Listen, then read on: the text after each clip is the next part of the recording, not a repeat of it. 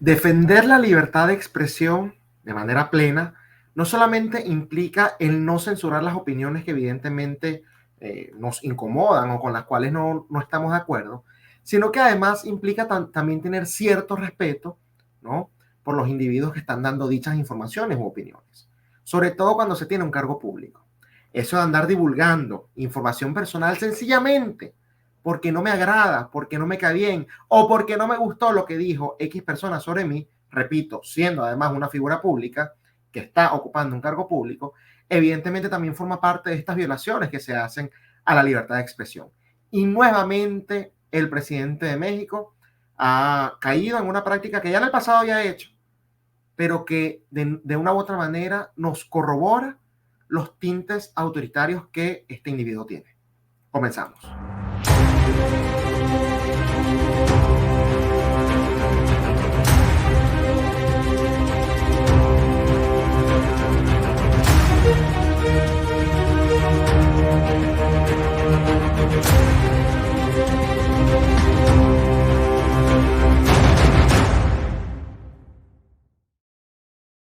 Bienvenidos a Giro a la Derecha con Esteban Hernández. Si quieres tener información actualizada en materia migratoria, te recomiendo que llames al abogado John de la Vega. John de la Vega es un abogado venezolano-americano especialista en el tema migratorio que ha ayudado mucho a la comunidad venezolana y latinoamericana acá en los Estados Unidos. Así que si tienes dudas sobre cualquier cuestión en materia migratoria, te recomiendo que llames al abogado John de la Vega al teléfono que se encuentra en pantalla o también le puedes escribir al correo electrónico que se encuentra en pantalla.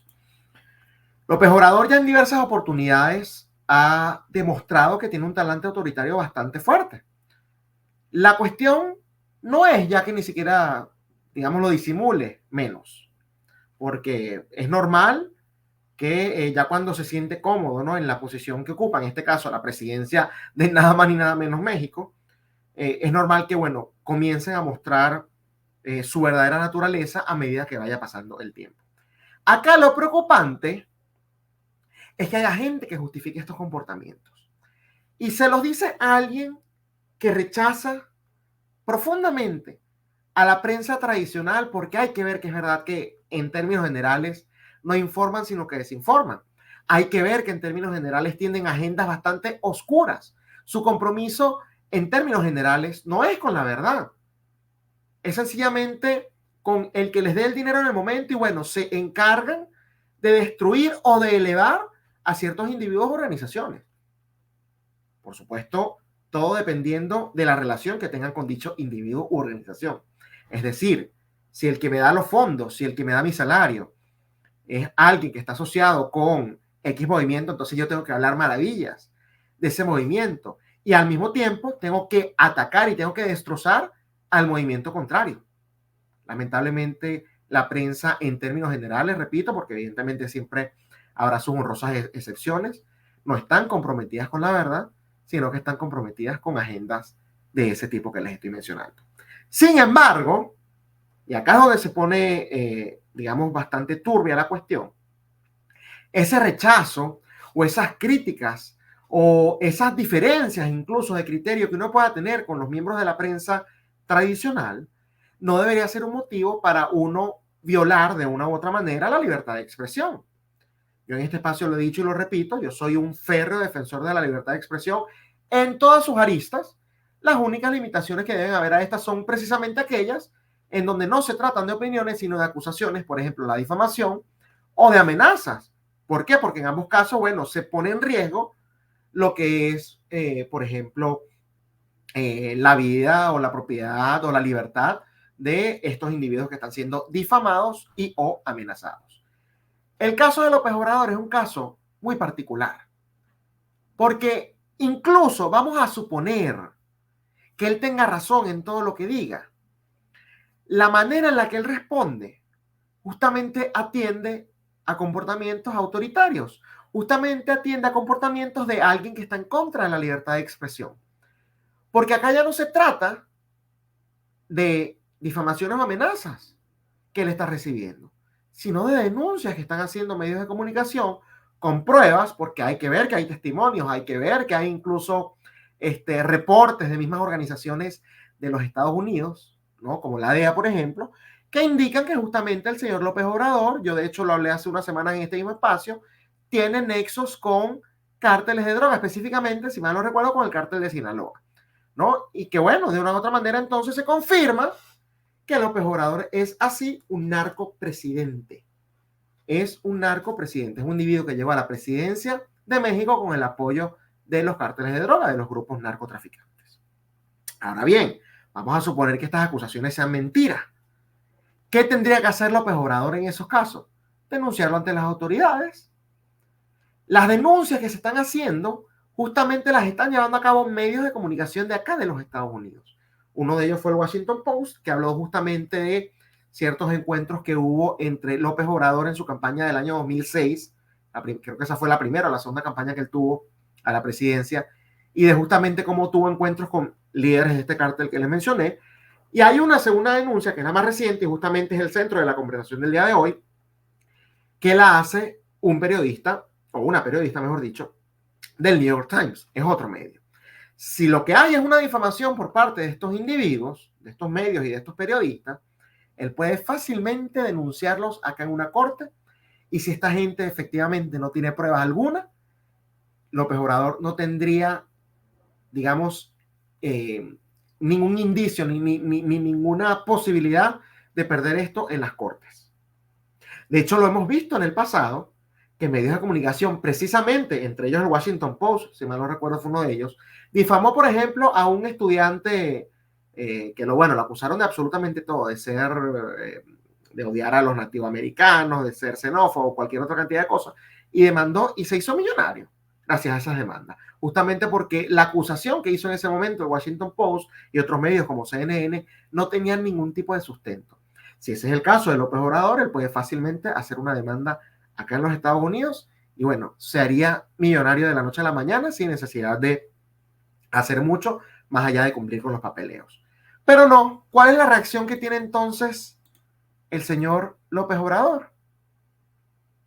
Lo que ha hecho en el pasado: revelar el número de teléfono y la información personal del periodista que le está haciendo incómodo en estos momentos. En este caso, justamente de la periodista del New York Times, que reafirmó lo que fue esta investigación que se está llevando a cabo. Justamente lo hace porque, bueno, ahora se está anunciando una investigación en contra de López Obrador por uno de los institutos de allá de México, precisamente porque, bueno, están diciendo como que esta práctica no es normal. Y efectivamente, ni el presidente en un país ni nadie debería poder divulgar información personal de alguien que está haciendo una denuncia.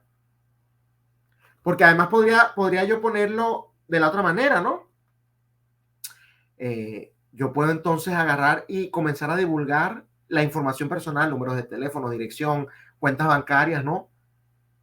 De gente que entonces está en política y que a mí sencillamente no me agrada. Digo, así como él divulga la información de los periodistas, entonces los periodistas pueden comenzar a divulgar la información personal de estos individuos. ¿Qué pasaría si ocurre de esa manera? Y bueno, López Obrador no pide perdón. Él insiste en que lo que hizo está bien, dice no fue un error, lo volvería a hacer, y además asegura que esto forma parte del derecho que él tiene como presidente y como ciudadano de México de defenderse de estas acusaciones. Repito la pregunta: ¿por qué, si esto es falso, no lo hace a través de los mecanismos tradicionales, que es ir a una corte y demandar? ¿Por qué tiene que caer justamente en este tipo de prácticas personales? Y acá justamente donde retomo lo que dije al principio: porque este individuo tiene talante autoritario. Y entonces él con esto lo que busca es evitar que futuros periodistas, comunicadores o incluso activistas que se atrevan a hacer denuncias de este tipo, bueno, lo hagan, que se lo piensen dos veces antes de hacerlo. Porque si tú lo haces, bueno, quizás la información se hace pública, cierto. Pero entonces corres el riesgo de que López Obrador en sus mañaneras o en sus alocuciones que hace, publique tu información personal. El presidente de un país haciendo esto. Ustedes se imaginan tanto que criticaron, por ejemplo, a Donald Trump por el trato que justamente le daba a la prensa, que bueno, sí, se enfrentaba de manera fuerte, pero yo jamás vi a Trump haciendo esto. Al mismo Biden, que lo rechazó, que una vez lo agarraron con el micrófono, estaba el micrófono prendido, él lo sabía, insultó a un periodista, ¿no? Pero Biden hasta los momentos no ha hecho esto tampoco. De una locución, en una rueda de prensa, colocar la información de un periodista que sencillamente le incomoda. Y repito, lo grave no es ni siquiera eso, que sí es grave, pero lo más grave no es ni siquiera eso. Es que haya gente que a estas alturas el fanatismo los tenga tan ciegos que justifiquen este tipo de prácticas. Si usted es uno de esos y está viendo esta video, bueno, usted no es un ciudadano, usted es un habitante, usted es un ser no pensante, es un borrego, un infradotado, un eunuco mental. Lamentablemente son los adjetivos que le quedan porque evidentemente un ser pensante con criterio no es. Les recuerdo a nuestra audiencia que si quieren estar bien informados, la mejor manera de hacerlo es suscribiéndose a nuestro canal de Telegram Contrapoder News. Se bajan la aplicación, colocan en la barra de búsqueda Contrapoder News, acá tienen cómo se inscriben, le dan clic al canal, clic a suscribirse y a partir de ese momento comienza a recibir las noticias nacionales e internacionales como un mensaje directo para que esté siempre informado. Nos sigan en nuestra cuenta de Twitter, @contrapoder30, en la de Instagram, @contrapoder 3.0 y por supuesto que se suscriban acá al canal de YouTube, que además de suscribirse, por favor, activen la campanita, muy importante para que les lleguen las notificaciones de toda nuestra programación, que le den like al video, pero lo más importante de todo es que lo compartan con sus familiares y amigos, porque de esta manera ellos también pueden estar bien informados y recuerden que una persona bien informada es un voto menos para la izquierda.